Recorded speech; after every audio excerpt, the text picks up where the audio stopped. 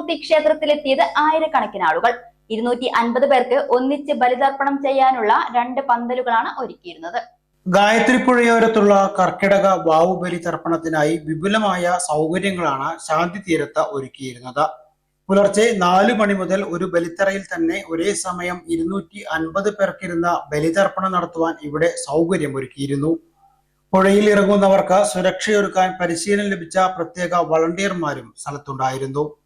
ബലിതർപ്പണത്തിന് എത്തിയുന്നവർക്ക് സേവാഭാരതിയുടെ നേതൃത്വത്തിൽ പ്രഭാത ഭക്ഷണം, ചുക്കുകാപ്പി, വസ്ത്രം മാറാനുള്ള സൗകര്യം, പാർക്കിംഗ്, വൈദ്യസഹായം എന്നിവയും ഉണ്ടായിരുന്നു. ഒരു തർപ്പണത്തിന് തന്നെ 2 കാർമ്മികർ നേതൃത്വം നൽകി. പുലർച്ചെ ബലിതർപ്പണം ചെയ്യുന്നതിന് വെളിച്ച സംവിധാനങ്ങളും ഒരുക്കിയിരുന്നു. 2500 ആളുകളാണ് ബലിതർപ്പണം ചെയ്തതെന്ന് ട്രസ്റ്റ് ഭാരവാഹികൾ പറഞ്ഞു.